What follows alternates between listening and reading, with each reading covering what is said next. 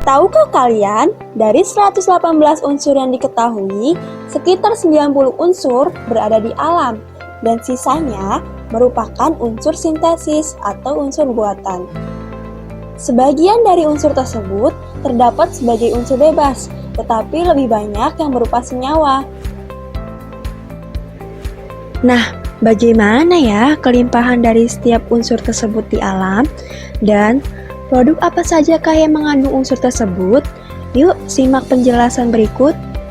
Yang pertama, unsur-unsur dalam golongan alkali. Logam alkali termasuk logam yang sangat reaktif. Di alam, tidak terdapat dalam keadaan bebas, melainkan dalam keadaan terikat dalam bentuk senyawa. Natrium memiliki kelimpahan tertinggi dibandingkan unsur alkali lainnya, disusul oleh kalium, rubidium, litium, cesium, dan fransium. Unsur fransium ditemukan sangat sedikit di alam karena sifat radioaktifnya. Litium ditemukan secara alami sebagai mineral spodumene. Litium dimanfaatkan sebagai bahan pelumas, baterai, dan industri kaca. Natrium secara alami ditemukan dalam air laut yang mengandung garam natrium klorida. Kemudian ada sendawa cili dan trona.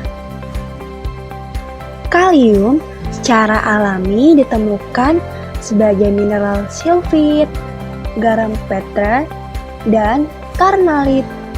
Kalium digunakan sebagai pupuk, sabun cair, dan bahan pembuatan korek api. Rubidium ditemukan secara alami sebagai senyawa lepidolit. Rubidium dimanfaatkan dalam industri keramik, fotosel, dan tabung vakum. Cesium ditemukan secara alami dalam bentuk senyawa polusit dan sedikit dalam lepidolit. Cesium digunakan pada jam atomik dan sel fotolistrik. Di alam, unsur-unsur golongan alkali tanah hanya ditemukan dalam bentuk senyawanya karena sifatnya yang reaktif. Kalsium merupakan unsur alkali tanah yang memiliki kelimpahan tertinggi dibandingkan unsur-unsur alkali tanah lainnya. Diikuti oleh barium, strontium, berilium, dan radium. Berilium di alam ditemukan sebagai mineral beril dan risoberil. Magnesium di alam terdapat sebagai magnesit, dolomit, kiserit, dan garam magnesium klorida. Di alam, kalsium terdapat dalam senyawa kalsium karbonat dan gipsum. Di alam, strontium ditemukan dalam bentuk mineral selestit dan strontianit. Barium ditemukan dalam bentuk senyawa barit dan wikerit. Radium ditemukan sebagai unsur pencemar dalam mineral pitchblende. Beberapa produk yang mengandung unsur logam alkali tanah yaitu peralatan listrik, obat mah, garam Epsom, pupuk, dan kembang api. Selanjutnya yaitu unsur-unsur gas mulia. Unsur gas mulia di alam tidak ditemukan dalam bentuk senyawa, melainkan dalam bentuk atom-atomnya.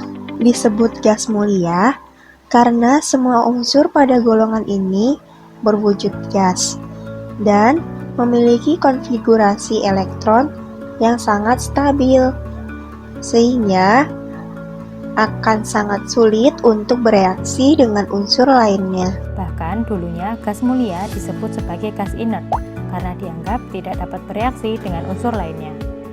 Barulah pada tahun 1962, Niels Bartlett mereaksikan xenon dengan PTF6 dan menghasilkan senyawa gas mulia yang pertama kali, yaitu xenon heksafluoroplatinat. Baru setelahnya ditemukan senyawa-senyawa lainnya dari unsur gas mulia. Helium biasa digunakan sebagai pengisi balon udara karena sifatnya yang ringan dan inert. Selain itu, helium juga biasa digunakan sebagai pelarut gas oksigen karena sifatnya yang inert dan kelarutannya dalam darah yang rendah. Neon biasa digunakan untuk lampu reklame karena gas neon dalam tabung bertekanan rendah akan menghasilkan cahaya merah dengan intensitas tinggi jika diberi tegangan listrik. Selain itu, lampu di bandara umumnya menggunakan neon sebagai pengisinya karena cahaya yang dihasilkan dapat menembus kabut. Argon biasa digunakan sebagai pengisi dalam beberapa bola lampu karena sifatnya yang tidak reaktif sehingga filamen wolfram tidak mudah putus. Argon juga biasa digunakan untuk atmosfer pada pengelasan logam. Krypton biasa digunakan pada lampu kilat fotografi dan juga sebagai pengisi lampu fluoresan. Xenon dapat digunakan dalam pembuatan lampu untuk bakterisida. Selain itu, xenon juga dapat digunakan sebagai obat bius atau anestetik. Namun, penggunaannya sangat terbatas sehubungan dengan harganya yang mahal. Radon digunakan dalam radioterapi kanker sebagaimana sifatnya yang radioaktif. Selain itu, radon dapat menjadi indikator keberadaan mineral radioaktif seperti biji uranium dalam tanah maupun batuan. Demikian penjelasan mengenai kelimpahan unsur di alam. Thank you so much for watching. Bye-bye.